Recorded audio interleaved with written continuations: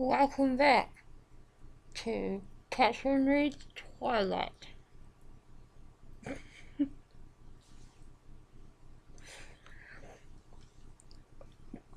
Oh, those are horrible. Also, guess whose dollar store just got all their Halloween stuff in? Pretty good though, right? Like, I got all this for insanely cheap. I would probably wear this every day. Not these. These are fairly horrible. But anyway, we're going to press on with Twilight Life and Death. About Beau and the mysterious and powerful Dracula, Edith Cullen. How good is my makeup though? It was so easy. Beau was about to go to the beach with Michaela and the kids from school. Edie can't come.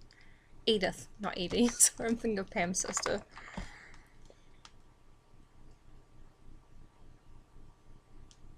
Okay. Chapter 6. Scary Stories. Being told by a scary looking person. Showing up really well, actually. Sorry, back to the book. While I tried to concentrate on the third act of Macbeth, I was listening for my truck. He left his truck at school because he fainted. I would have thought I'd hear the engines roar even over the pounding rain, but when I went to look out the window again, it was suddenly there. Which also makes no sense, because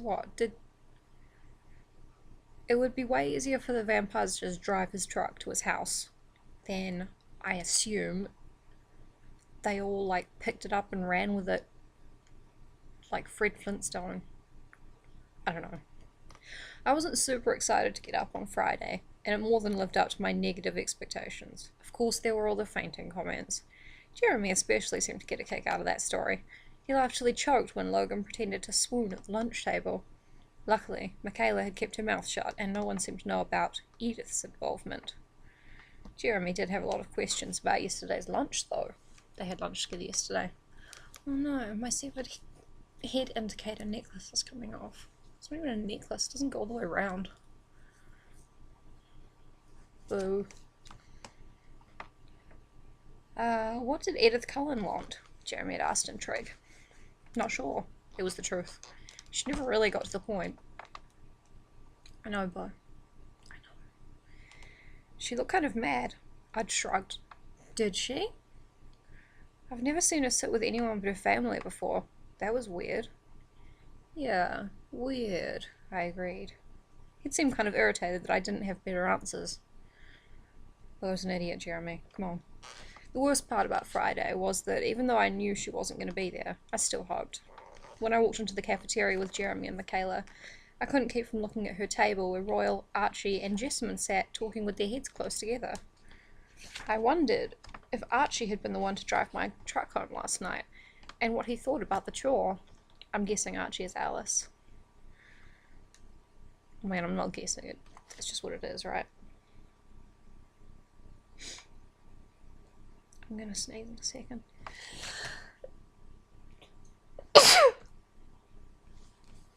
Sorry.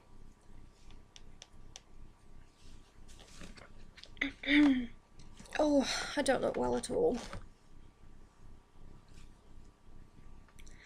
At my normal table, everyone was full of our plans for the next day.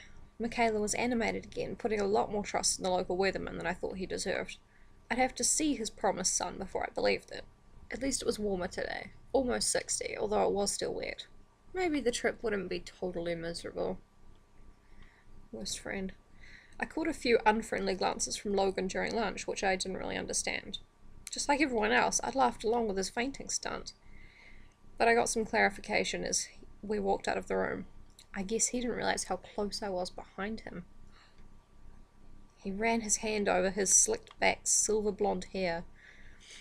I don't know why Beaufort, he said my name with a sneer, doesn't just sit with the Cullens now, I heard her mutter to Michaela. I'd never noticed before what a nasal voice he had. I'm not going back to do the voice. And I was surprised now by the malice in it.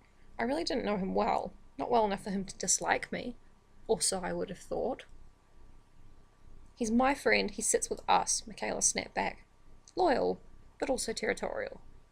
I paused to let Jeremy and Alan pass. I didn't want to hear any more. Oh, Beaufort, you've got an enemy, mate. Which is just as puzzling as having a friend, to be honest. Also, apparently this guy is Draco Malfoy. So, you know, that's exciting. That's a reimagining. Later at dinner, Charlie seemed excited about my trip to La Push in the morning. This is the werewolf beach, but he doesn't know that yet. I guess he felt guilty for leaving me home alone on the weekends. Sorry. Am I reacting to the makeup or am I getting a cold? Oh my god, what if I had to go to the emergency department? I'd be so pissed off.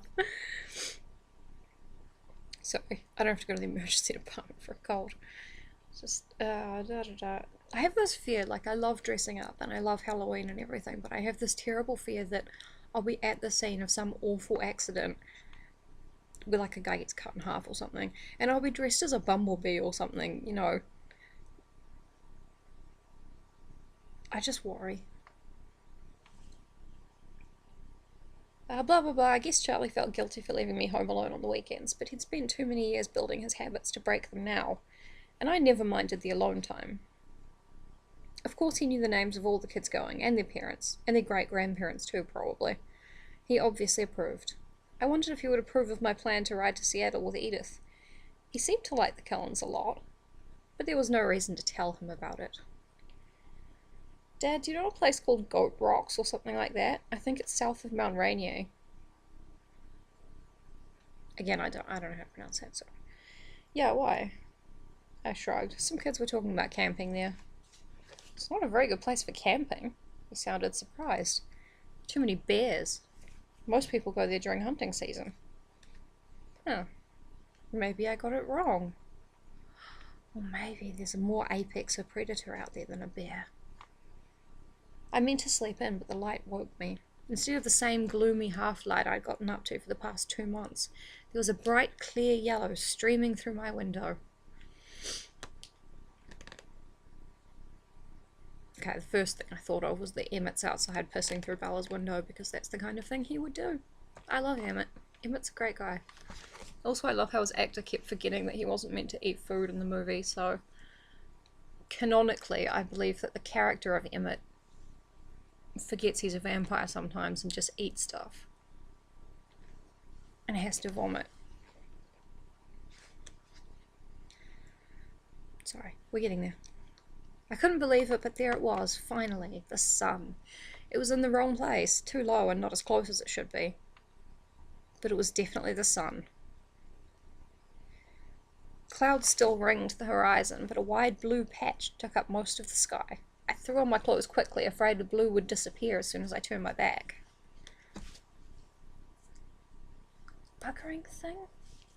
See if I go as the ghost of Anne Boleyn this year. And by go, I mean stay in as the ghost of Anne Boleyn. Which I definitely still will. Newton's Olympic Outfitters was just north of town. I'd seen the store but never stopped there, not having much desire for the supplies needed to intentionally stay outdoors over an extended period of time. This kid has no hobbies. He enjoys nothing. In the parking lot, I saw Michaela's Suburban and Taylor's Sentra. As I pulled up next to their vehicles, I saw the kids standing around in front of the Suburban. Erica was there, and 2 other girls I knew from class. I was pretty sure their names were Becca and Colleen. Jeremy was there, flanked by Alan and Logan. 3 other guys stood with them, including one I remembered falling over in gym on Friday. That one gave me a dirty look as I climbed out of the truck and said something to Logan. They laughed loudly, and Logan pretended he was passing out. The other guy caught him at first, then let him fall. They both busted up again, Logan just lying there on the pavement with his hands behind his head. So it was gonna be like that. If it's a terrible joke war you want. Beaufort is probably not going to fight you because he doesn't understand jokes. At least Michaela was happy to see me. "You came," she called, sounding thrilled. And I promised it would be sunny, didn't I? I told you I was coming. We're just waiting for Leanne and Sean. Unless you invited someone, she added. Nope, it's just me, I lied lightly, hoping I wouldn't get caught. But then again, It would be worth getting caught out if it meant I could spend the day with Edith. Michaela smiled. Do you want to ride with me? It's either that or Leanne's mum's minivan. Sure. Her smile was huge. It was so easy to make her happy. Poor, simple Michaela. You can have shotgun, she promised, and I saw Jeremy look up at us and then scowl. Not so easy to make Michaela and Jeremy happy at the same time. Or was it? My fanfiction explores all this and more. Nah. The numbers worked out though. Leanne brought 2 extra people, so every space was necessary. I made Jeremy climb in before me so that he was wedged between Michaela and me in the front seat of the Suburban. Michaela could have been more gracious about it, but at least Jeremy seemed appeased. It was only 15 miles to La Push from Forks, with thick green forest edging the road most of the way, and the wide Quileute River snaking beneath it twice. I was glad I had the window seat. We'd rolled the windows down. The Suburban was claustrophobic with 9 people in it, and I tried to absorb as much sunlight as possible. I'd been to the beaches around La Push lots of times during my Fork summers with Charlie, so the mile-long crescent of First Beach was familiar. Still breathtaking, though. The water was dark grey even in the sunlight, white-capped and heaving onto the rocky shore. Islands rose out of the steel harbour waters with sheer cliff sides, each with a spiky crown of black firs. The beach had only a thin border of actual sand at the water's edge. After that it was a million smooth rocks that looked uniformly grey from a distance, but close up were every colour a stone could be. Oh, it does sound beautiful. All the different colours of rocks. Just kidding, I love rocks and nature. The tide line was piled with huge driftwood trees, bleached white by the salty waves, some piled together against the forest edge, and some lying alone, just out of reach of the waves. There was It's even worth it to get your head cut off. We just don't know. There was a strong breeze coming off the waves, cool and briny. Pelicans floated on the swells while seagulls and a lone eagle circled above them. The clouds still crowded the edges of the sky, but for now the sun shone warmly in its backdrop of blue. How nice. We trudged through the thick sand down to the beach, Michaela leading the way to a circle of driftwood logs that had been clearly used for parties before. There was a fire ring already in place, filled with black ashes. Erica and the girl I thought was named Becca gathered broken branches of driftwood from the driest piles against the forest edge, and soon had a teepee-shaped construction built atop the old cinders. Have you ever seen a driftwood fire? Michaela asked me. I was sitting on one of the bleached benches. Jeremy and Alan sat on either side of me, but most of the other guys sat across the circle from us. Michaela knelt by the fire, holding a cigarette lighter to one of the smaller pieces of kindling. No, I said, as she placed the blazing twig carefully against the teepee. You like this then? Watch the colours. She lit another small branch laid alongside the first. The flame started to lick quickly up the dry wood. It's blue, I said in surprise. The salt does it. Cool, isn't it? She lit one more piece, placed it where the fire hadn't yet caught, and then came to sit by me. Luckily, Jeremy was on her other side. He turned to Michaela and started asking her questions about the plan for the day. I watched the strange blue and green flames crackle upward. Maybe there are wizards. After a half hour of talk, some of the girls wanted to hike to the nearby tide pools, but most of the guys wanted to head up to the one shop in the village for food. I wasn't sure which side to join. I wasn't hungry, and I loved the tide pools. I'd loved them since I was just a kid. They were one of the only things I ever looked forward to when I had to come to Forks.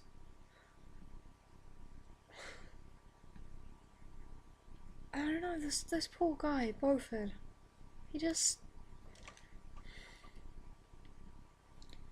He likes a vampire girl and tide pools, and now we know he likes driftwood fires. But apart from that, he doesn't seem to like anything. Anyway, on the other hand, I'd also fallen into them a lot. Tide pools. Not a big deal when you're 7 and with your dad. It reminded me suddenly of Edith. Not that she wasn't always somewhere in my thoughts, and how she told me not to fall in the ocean. which I would do out of sheer cussedness just because someone told me not to, but obviously Beaufort is made of different stuff. Logan was the one who made my decision for me. He was the loudest voice in the argument, and he wanted food. The group splintered into 3 pieces: food, hiking, and staying put, with most people following Logan. I waited until Taylor and Erica had committed to going with him before I got up quietly to join the pro-hiking group. Michaela smiled wide when she saw that I was coming.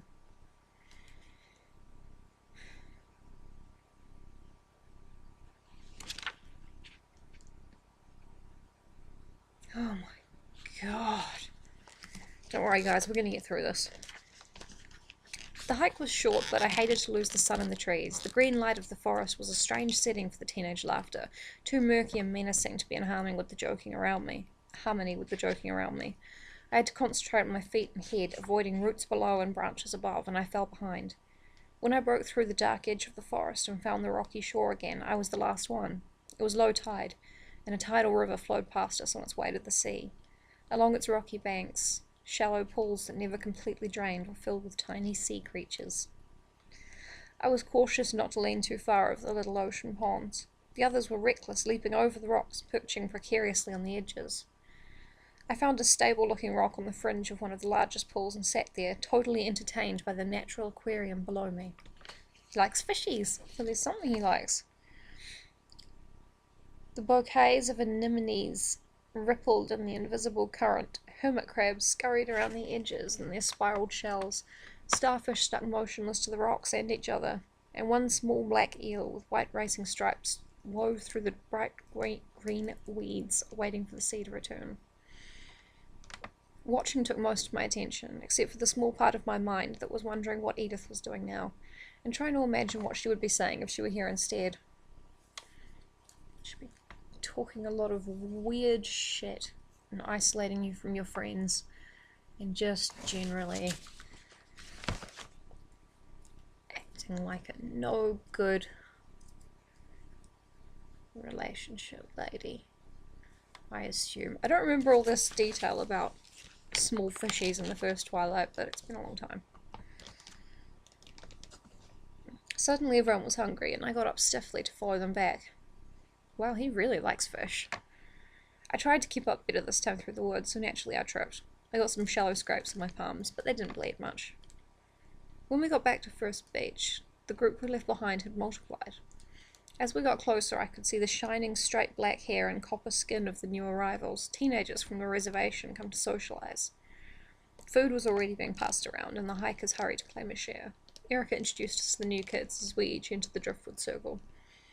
Alan and I were the last to arrive, and as Erica said our names, I noticed a younger girl sitting on the ground near the fire look up at me with interest. It's Jacobina! Jacob snaps. I'm looking forward to the female werewolves, but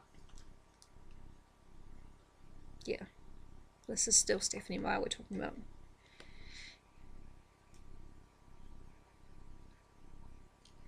I sat down next to Alan, and Michaela joined us with sandwiches and sodas. The girl who looked to be the oldest of the visitors rattled off the names of the 7 others with her. All I caught was that one of the boys was also named Jeremy. She ran out of names. And that the girl who noticed me was named Julie. Julie. It's not quite a... I don't know what I was expecting, but it wasn't Julie.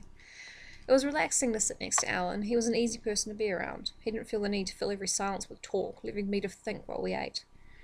And what I thought about was how strangely time seemed to flow in Forks, passing in a blur at times, with single images standing out more clearly than others. And then, at other times, every second was significant, etched into my mind. I knew exactly what caused the difference, and it was troubling. That's right, whenever something exciting happens, it's just kind of over, but then when there's boring, minute-by-minute descriptions of how you walked across a rock, we're right there with you, Bo. During lunch, the clouds started to move in, darting in front of the sun momentarily, casting long shadows along the beach and blackening the waves. As they finished eating, people started to drift away in 2s and 3s. Some walked down to the edge of the waves, trying to skip rocks across the choppy surface. Others were gathering a second expedition to the tide pools. Michaela, with Jeremy shadowing her, headed up to the little store. Some of the local kids went with them, others went along on the hike. By the time they had all scattered, I was sitting alone on my driftwood log, with Logan and Taylor talking about the CD player someone had brought, and 3 teenagers from the reservation, including the girl named Julie and the oldest girl, who would act as spokesperson.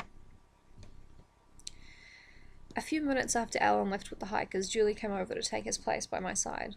She looked 14, maybe 15, and had long, glossy black hair pulled back with a rubber band at the nape of her neck.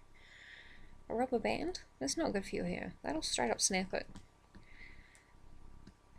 Her skin was really beautiful, like coppery silk. Her dark eyes were wide set above her high cheekbones, and her lips were curved like a bow. I don't know if they curved upward or downward, it doesn't say. It was a very pretty face.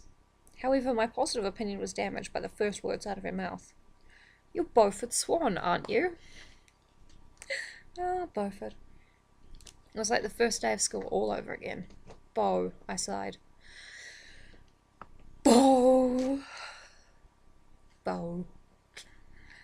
Right, she said, like she'd already known that. "I'm Julie Black." She held out her hand. "You bought my mum's truck." "Oh," I said, relieved, shaking her warm hand. "Bonnie's your mum. I should probably remember you." "No, I'm the youngest of the family. You would remember my older brothers." And suddenly I did. Adam and Aaron. Charlie and Bonnie's husband, George.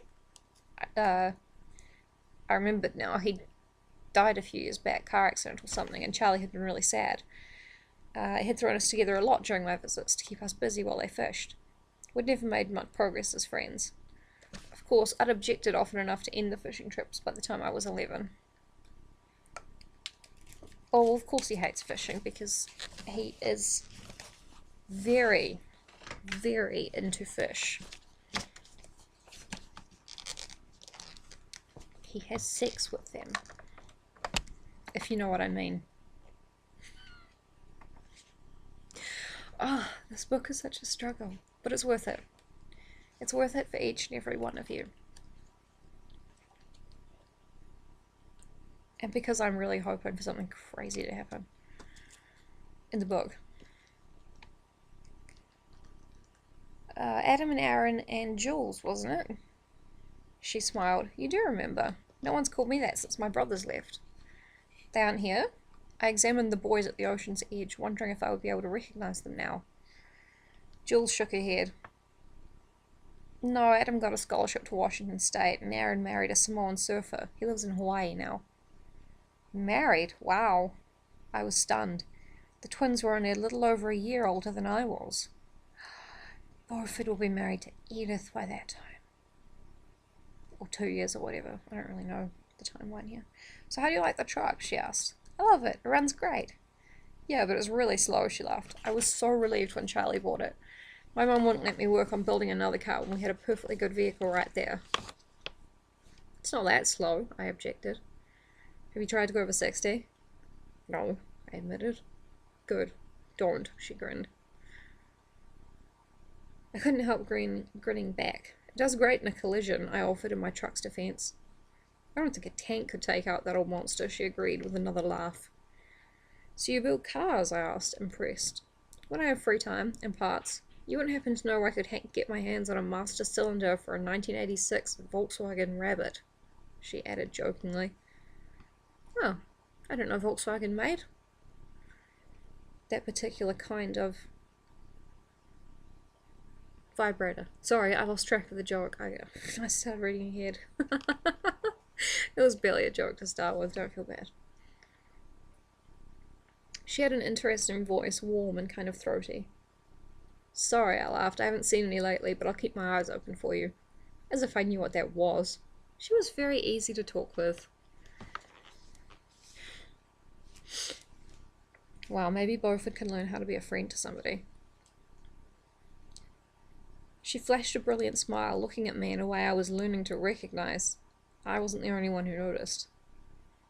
"You know Beaufort, Julie?" Logan asked, aka Draco Malfoy. I should have known someone like Logan would notice how much I disliked my full name. "Beau and I have sort of known each other since I was born," Jules said, smiling at me again. "How nice for you," Logan said. I hadn't noticed before how fishy his pale green eyes were. I have pale green eyes. Are they fishy? Do I have the Innsmouth look? Well, I mean, I do at the moment. Jules raised her eyebrows at his tone. Yes, isn't it wonderful? Her sarcasm seemed to throw Logan off, but he wasn't done with me yet. Bo, Taylor and I were just saying it was too bad none of the Cullens could come out today.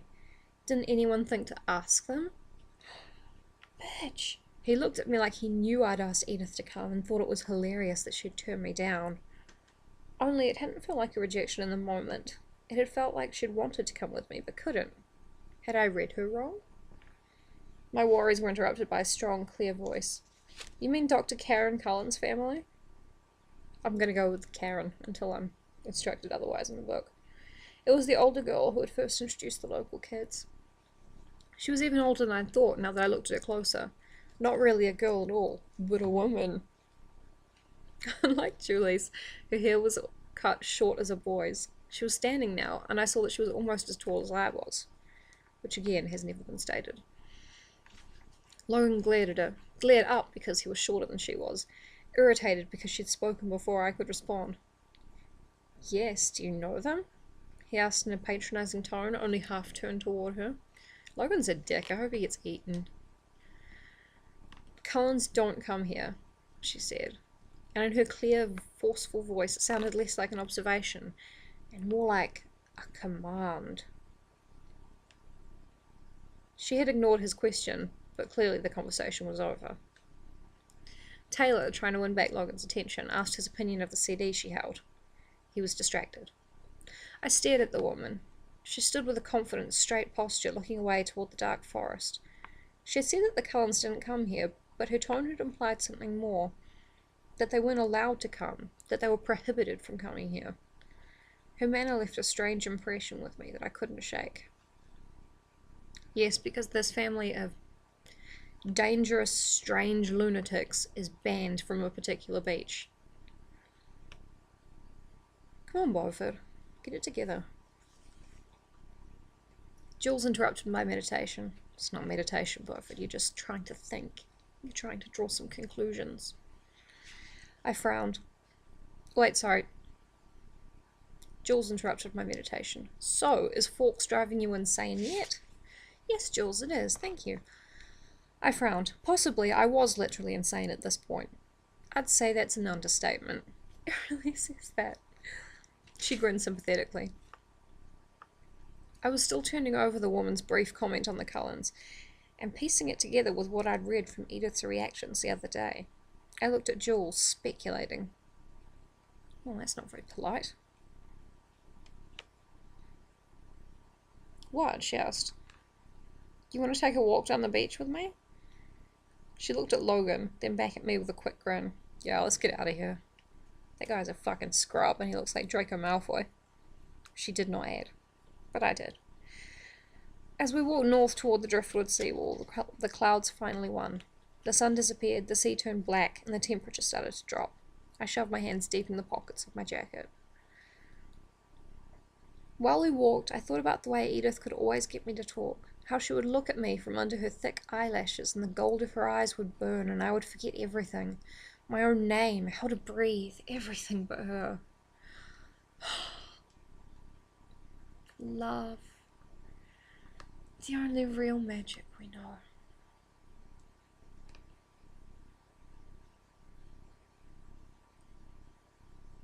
A moment of silence for love. I eyed the girl walking alongside me now. Jules just had on a long-sleeved t-shirt, but she swung her arms as she walked, not bothered by the cold. She's not a pussy like you, Beaufort. I'm sorry, that was a slur. I'm sorry about that. The wind whipped her silky black hair into twists and knots on her back. There was something very natural and open about her face. Even if I knew how to do that burning thing that Edith did, this girl would probably just laugh at me. But not meanly, I didn't think. With Jules, you would always be in on the joke. Nice friends, she commented, when we were far enough from the fire that the clattering of the stones beneath our feet was more than enough to drown out their voices. Our voices. Not mine, she laughed. I could tell. Were those other kids your friends? That one seemed kind of older. A woman. That's Samantha. Sam. She's 19, I think. I don't hang out with her. One of my friends was there before, Quill. I think she went up to the store. I don't remember which one she was. She shrugged. I didn't catch many names either. I only remember yours because you used to pull my hair. I did? I'm so sorry. She laughed. Your face. No, that was just my brother's. But I totally could have convinced you were guilty.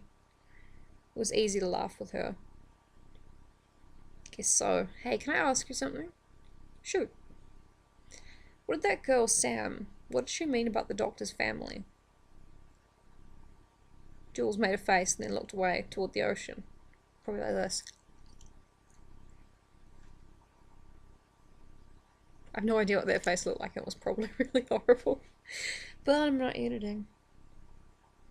Which had to mean that I was right. There was something more to what Sam had said, and Jules knew what it was.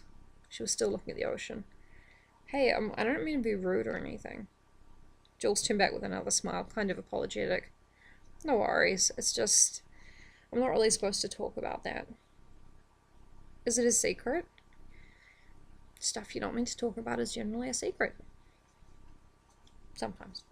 She pursed her curved lips. Sort of. I held my hands up. Forget I asked. Already blew it though, didn't I? I wouldn't say you did. That girl Sam was a little intense. She laughed. Cool, Sam's fault then. I laughed too. Good lord, this is boring. Not really though, I'm totally confused. She looked up at me, smiling like we already shared a secret of our own. Can I trust you? Of course.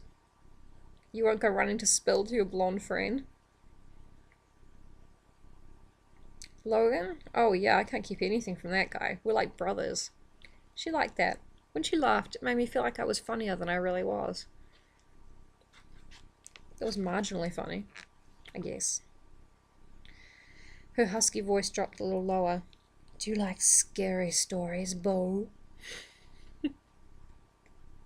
For one second, I could hear Edith's voice clearly in my head. Do you think I could be scary?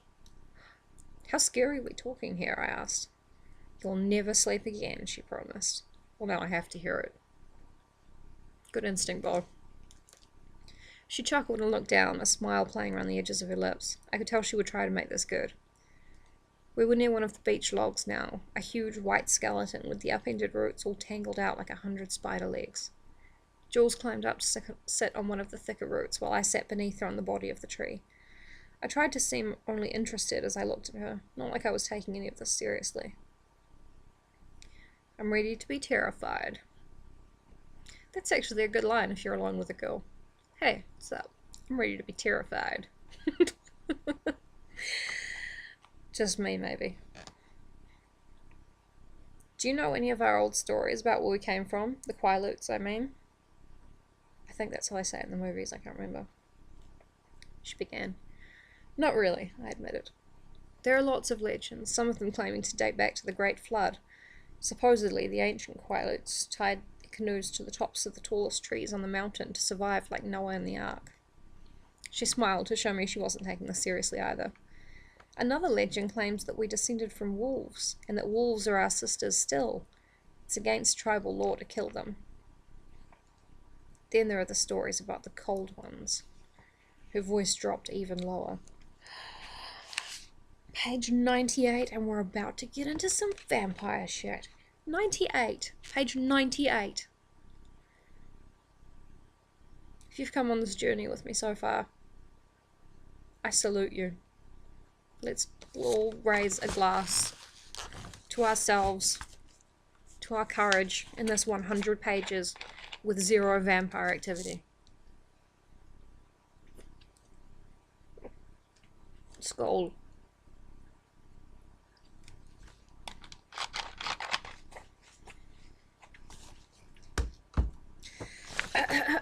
The cold ones. The cold ones? I asked. Did I look too interested now? Did she guess that the word cold would mean something to me?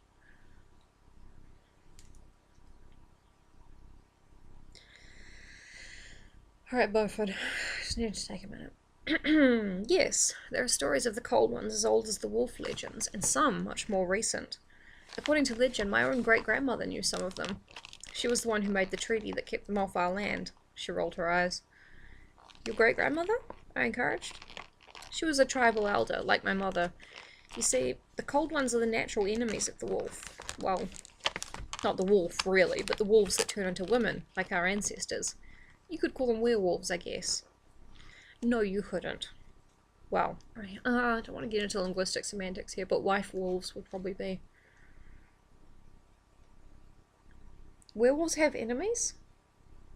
Only one. Duncan MacLeod, the Highlander. Whoosh. No. Miss Highlander. I stared at her, too eager, trying to disguise my impatience as entertainment. Oh, me too, Beau, me too. So you see, Jules continued, the cold ones are traditionally our enemies. But this pack that came to our territory during my great-grandmother's time was different. They didn't hunt the way others of their kind did. They weren't supposed to be dangerous to the tribe. So my great-grandmother made a truce with them. If they would promise to stay off our lands, we wouldn't expose them to the pale-faces. She winked at me.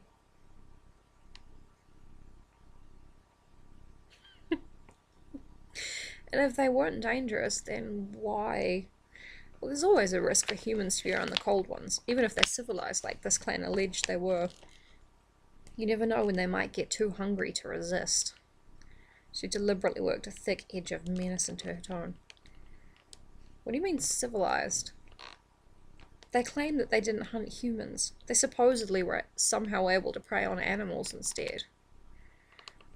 I tried to keep my voice casual, but I was pretty sure I failed. So how does this fit in with the Cullens? Are they like the cold ones your great-great-grandmother met? That's not very casual, Beaufort. No, she paused dramatically. They are the same ones. This is new from Twilight. I'm sure this is new. She must have thought the expression on my face meant only that I was engrossed in her story.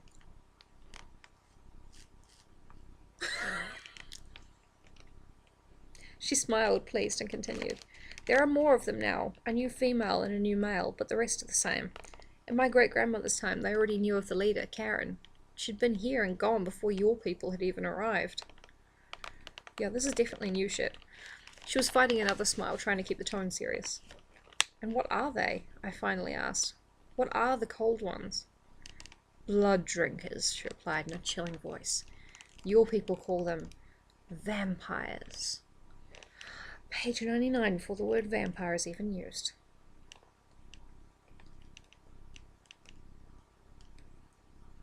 I stared out at the rough surf after she answered, not sure what my face was giving away. Do you think I could be scary?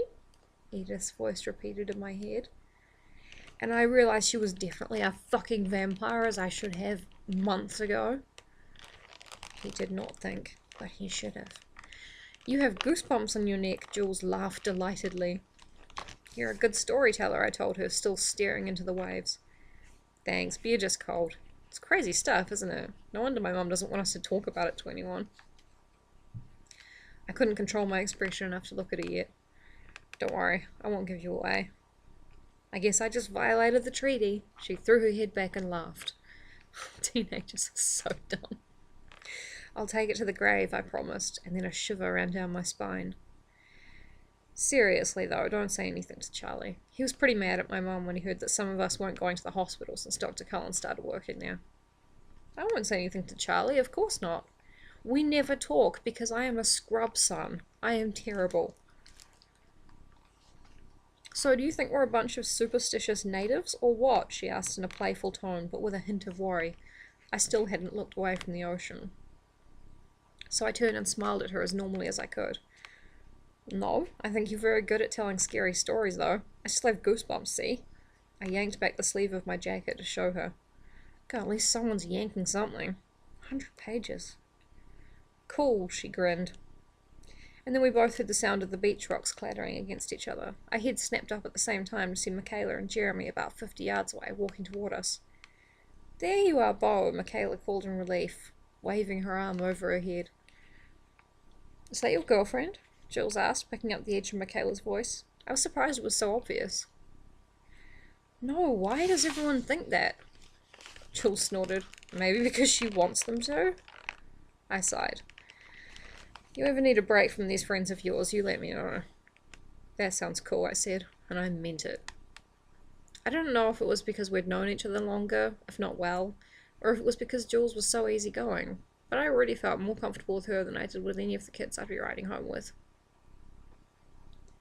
Michaela had reached us now, with Jeremy a few paces back, struggling to keep up. Michaela looked Jules up and down once, then turned to me in a move that was strangely dismissive of Jules. Some good body language. Jules snorted quietly again. "Where have you been?" Michaela asked, though the answer was right in front of her. "Jules here was just giving me the guided tour of First Beach." I smiled at Jules and she grinned back. Again, it was like we had a shared secret. Of course, that was true now. "Well," Michaela said, eyeing Jules again. "We're packing up. Looks like it's going to rain." We all glanced up. The clouds were thick and black and very wet looking. "They're clouds, Bo." "Okay," I said, "I'm coming." "It was nice to see you again." Again. Italics. Again, Jules emphasized. She only says it once. And I guess she was messing with Michaela. It really was. Next time Charlie comes down to see Bonnie, I'll come with. Her grin stretched across her entire face, showing her straight white teeth. I can't get mine to go any wider. "That'd be cool." "And thanks," I said in a low voice, not quite casual enough. She winked at me.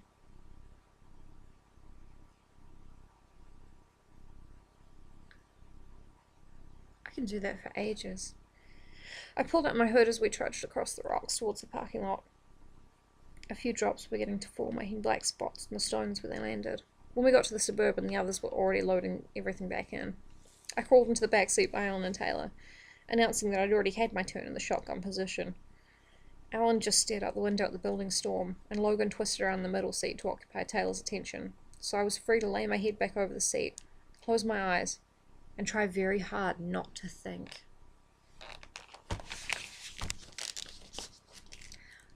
I'm sure he didn't have to try that hard.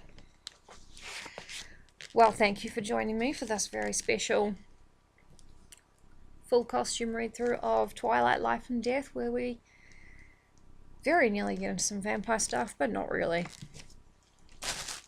I may read another chapter before bed, or I may not, because this wig is actually really itchy.